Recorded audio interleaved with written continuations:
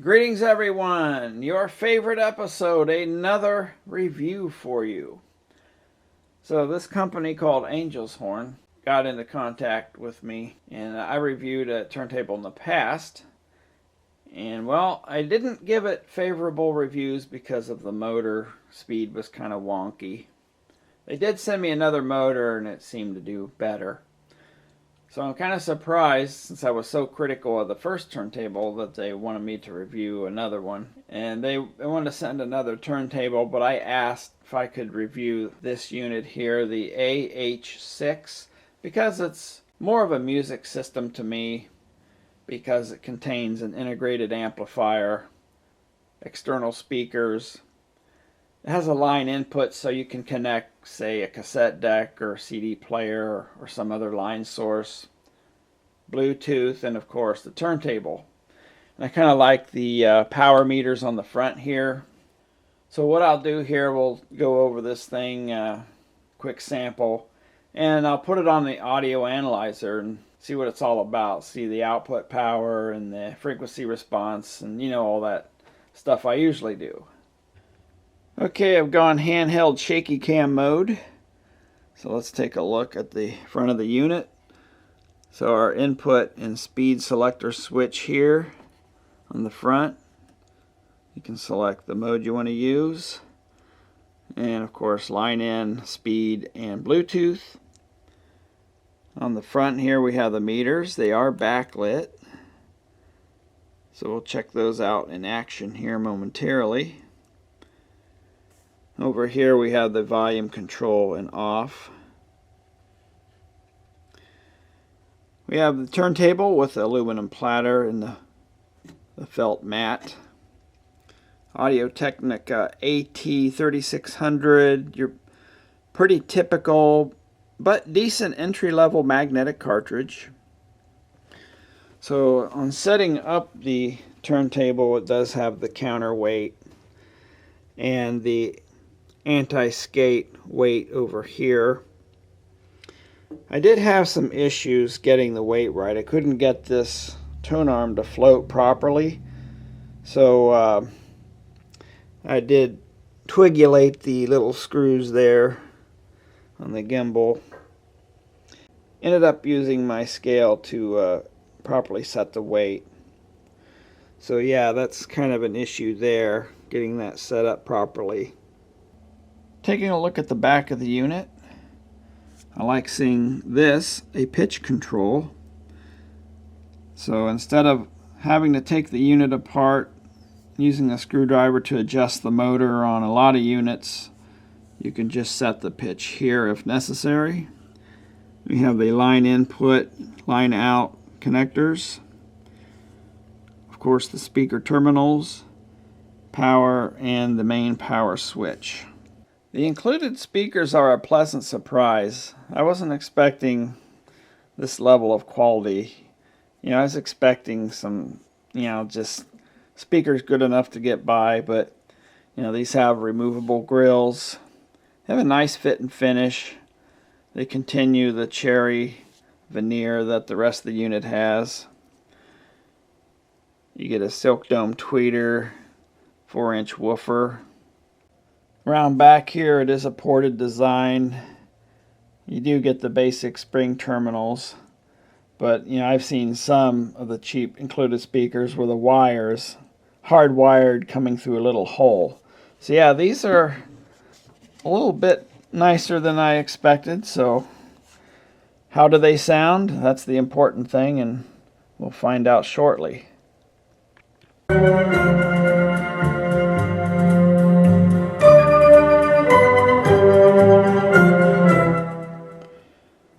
Sound quality wise, well, I can't really show through my camcorder microphones, but pretty decent. Nothing really to complain about. It's not going to be like a more expensive set of hi-fi speakers, but it does deliver a decent sound.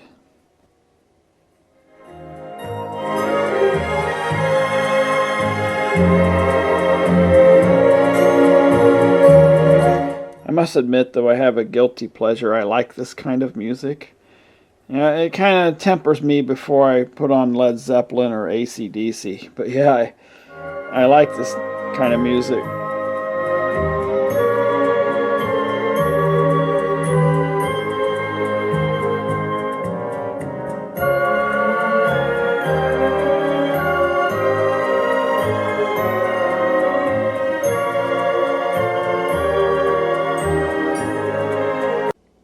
If I might make a suggestion to these manufacturers of these turntables, I would really appreciate an auto stop feature at the end of the record.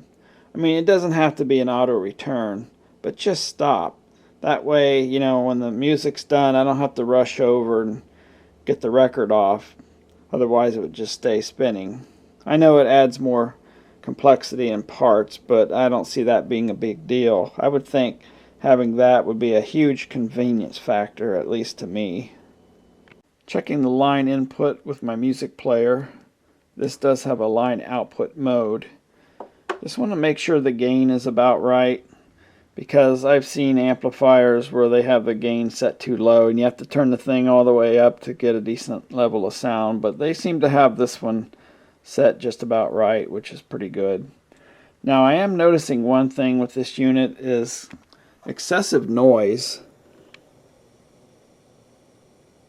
and hopefully the camcorder picks that up. But yeah, even sitting back here I can hear it. A couple meters away it's a little harder to hear, and you're probably not going to notice that when playing music, but yeah, I am noticing excessive noise. Okay, it's time to send this thing to the asylum. That's what it says here. I'm going to hook it up to the audio analyzer. I'm going to check the frequency response, the distortion, the output power, and all that good stuff. And my battery warning just came on, so better recharge the battery and move ahead. Okay, I have the Quant Asylum's output going through an attenuator into the phono preamp, just connecting to the leads on the tone arm there.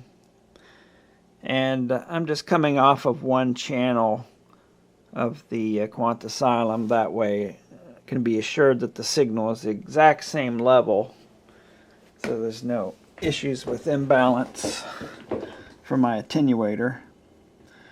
And yeah, that's almost a 2 dB difference in signal level, but it does seem to be following the standard IRAA preamp curve.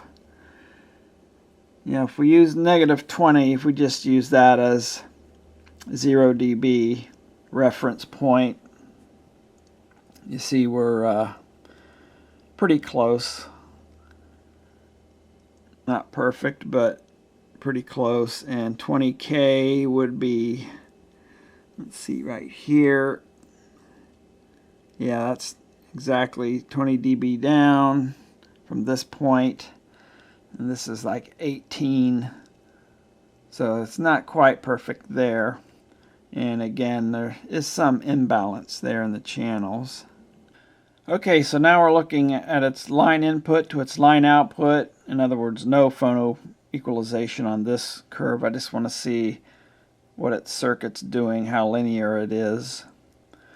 So at 20 we're about half a dB down, maybe not hi-fi, but certainly not an issue, and pretty flat at 20K, just the slightest. But there is a very small amount of imbalance between the channels. So the thick line is 1 dB, so this is like less than a fifth of a dB imbalance, not really a big deal. Line in to line out again, we're looking at distortion at 1 kilohertz, and it's very good, 0.006. Okay, measuring the output, both channels driven into a 4 ohm load, since that's what the speakers are. So looking at the waveform, it seems to clip at around 11 volts. So I'm about as high as I can get. So it's putting out a little over 8 watts just before clipping. 8 watts per channel. Okay, we're 1 watt into 4 ohms, 1 kilohertz distortion measurement. And it's looking pretty good. 0.03. I like to see under 0.1, and we're definitely doing that. Something strange goes on when I go above 6 watts. See, around 6 watts, distortion's still under 0.1, which is good. The waveform looks nice. But let me crank the amplitude up. You see, let's let it catch up here. You see the distortion. Now it's approaching 2%. Let's go up a little more. You can see the waveform starts to get wonky. See, around crossover here, there's a little bit of a wonkiness going on. And it just appears out of nowhere.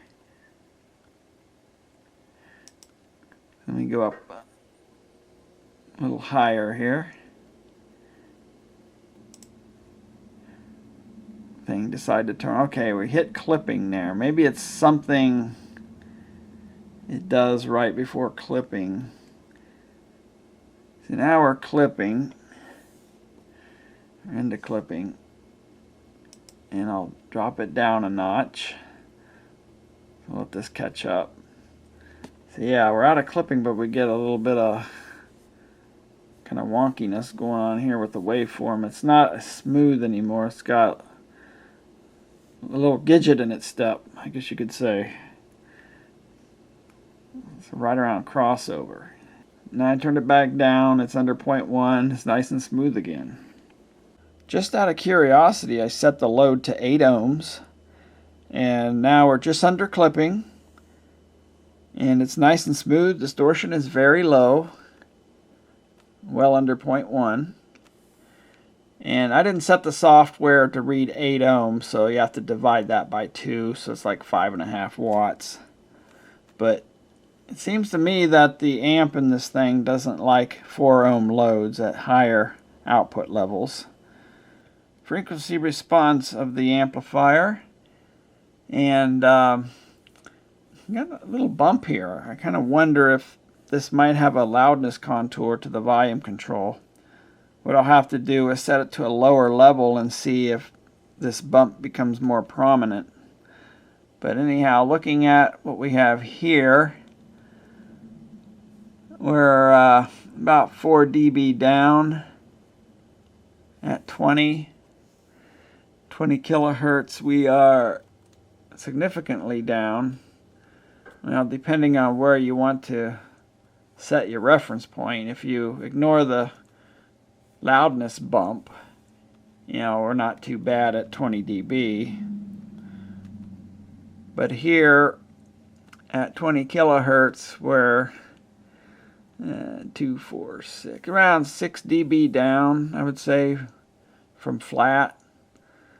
And at 10, we lost a couple of dB. So not the flattest response.